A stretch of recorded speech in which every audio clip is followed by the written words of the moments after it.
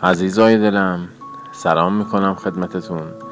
امیدوارم که از هر جایی که صدای عمو محمود قصه گوتون رو میشنوید حال دلتون آروم باشه و لحظات خوبی رو سپری بکنید. قصه ای که میخوام براتون امروز تعریف بکنم اسمش جادوی نگفتن هست. به عنوان مقدمه باید بگم خدمتتون در یک شهر کوچک و زیبا که اسمش رنگین کمون بود، کودکانی با قلب‌های مهربان و آرزوهای بزرگ در کنار هم زندگی می‌کردند.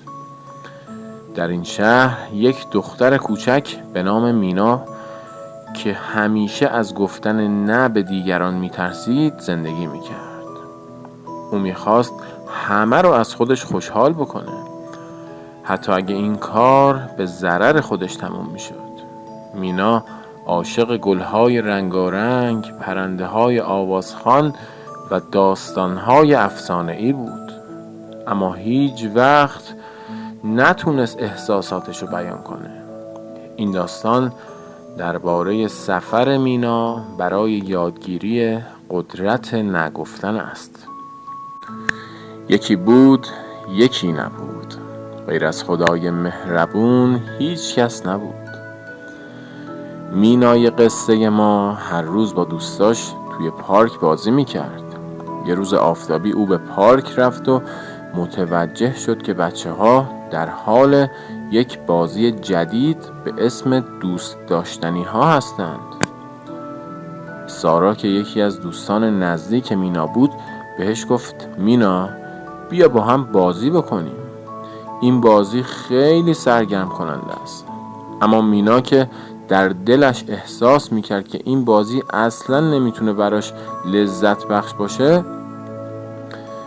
و همیشه دوست داشت که توی باغچه با گلهاش بازی بکنه، با خودش فکر کرد که اگر نه بگویم سارا حتما ناراحت میشه. بنابراین با بیمیلی به بازی پیوست. در حین بازی مینا متوجه شد که او اصلاً خوشحال نیست. بازی به قدری شلوغ و پر سر و صدا بود که او اصلاً نمیتونست تمرکز بکنه. حالا سعی میکرد به دیگران بگه که نمیخواد بازی بکنه، اما از ترس این که دوستاش ناراحت نشن فقط به بازی ادامه میداد. سرانجام او خیلی خسته و ناراحت به خانه برگشت.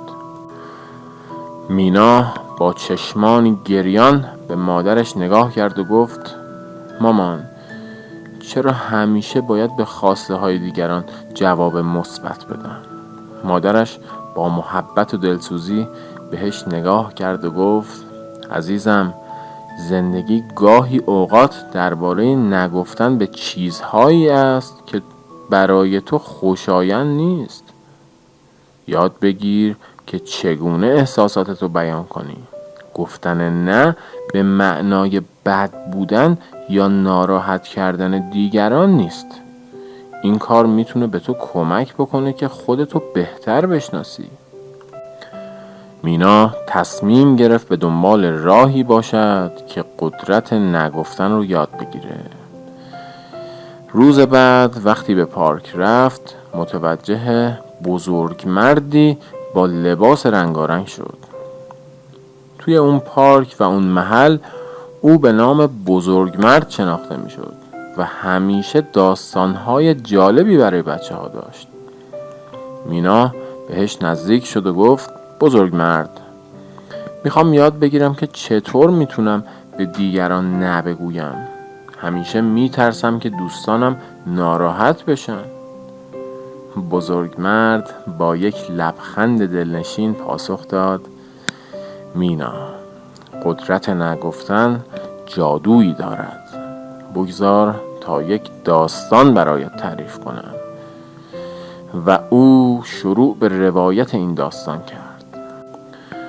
روزی روزگاری در جنگلی دور یک خرگوش کوچک به نام هری زندگی می کرد. هری بسیار مهربان و اجتماعی بود و همیشه سعی می کرد به دیگران کمک بکنه. اما او هم مانند مینا از گفتن نه میترسید.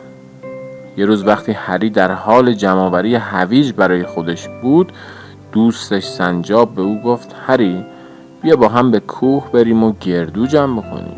هری که دوست نداشت به کوه بره، ولی از ترس اینکه سنجاب ناراحت بشه به او گفت باشه میام. وقتی هری به کوه رسید متوجه شد که این سفر چقدر برای او دشوار و خسته کننده است. او نتونست گردوها رو جمع بکنه و مجبور بود برای سنجاب کار بکنه. پس از چند ساعت کار سخت هری بسیار خسته شد و دیگه نمیتونست ادامه بده. او به سنجاب گفت میخوام برم به خونه. اما سنجاب با ناامیدی پاسخ داد ما هنوز که کاری نکردیم هری، تو باید کمک بکنی. در آن لحظه هری تصمیم گرفت که دیگر نمیخواهد این حس رو تجربه کنه. او با شجاعت به سنجاب نگاه کرد و گفت نه سنجاب، من خسته ام و دیگه نمیتونم ادامه بدم. سنجاب ابتدا تعجب کرد اما سپس فهمید که هری چقدر خسته است و با مهربانی گفت باشه هری، میفهمم، میتونیم وقتی تو استراحت کردی دوباره به جمع کردن گردوها بپردازیم. این تجربه برای هری بسیار آموزنده بود. او یاد گرفت که گفتن نه میتواند به معنای احترام به خود و نیازهایش باشد. بعد از آن هری شروع به بیان احساساتش کرد و از گفتن نه به چیزهایی که دوست نداشت هیچگاه ترسی نداشت. بزرگمرد بعد از پایان این قصه زیبا به مینا رو کرد و گفت مینا، هر وقت میخوای به چیزی که دوست نداری جواب منفی بدی به یاد هری باش. تو هم میتونی با احترام و مهربانی نه بگویی و هیچ کس هم از خودت ناراحت نکنی. مینا با دقت به داستان گوش داد و احساس کرد که چیزی در دلش تغییر کرده. او تصمیم گرفت که هر روز قدرت نگفتن رو تمرین بکنه. روز بعد وقتی سارا دوباره او را به همان بازی دعوت کرد، مینا با صدای آرام و مطمئن گفت نه سارا، من این بار نمیخوام بازی بکنم. سارا کمی تعجب کرد اما بعد از چند لحظه لبخند بهش گفت باشه مینا، میفهمم، میخوای با هم کتاب بخونیم؟ مینا متوجه شد که گفتن نه به معنای ناراحت کردن دیگران نیست. او همچنین یاد گرفت که میتونه به سادگی خواسته های خودش رو بیان بکنه. او حالا خوشحالتر و شجاعتر از قبل بود. مینا تصمیم گرفت که به دوستانش نیز یاد بدهد که چطور میتوانند احساسات خودشون رو بیان کنند. او در طول هفته بار دیگر به بچه‌ها درباره قدرت نگفتن صحبت کرد و هر کدام از آنها توانستند تجربه‌های خود را با دیگران به اشتراک بگذارند. عزیزای دلم، در پایان لازم میدونم به عنوان یک نتیجه گیری خدمتتون عرض کنم مینا دیگه هیچ وقت از گفتن نه نمیترسید. او یاد گرفت که این کار بهش کمک میکنه تا خودشو بهتر بشناسه و به دیگران نیز نشان بدهد که احترام به احساسات خیلی مهمه. او به دوستاش گفت یاد بگیرید که چطور میتوانید نه بگویید و با خودتان مهربانتر باشید. از شما تشکر میکنم که به این داستان گوش دادید و امیدوارم که از این داستان لذت برده باشید و تقاضایی که در پایان این قصه از شما دارم اینه که کانال ما رو با سابسکرایب حمایت بکنید تا برای ما قوت قلبی باشه برای تولید داستانهای دیگه و انتشارش در فضای یوتیوب. شاد و پیروز باشید.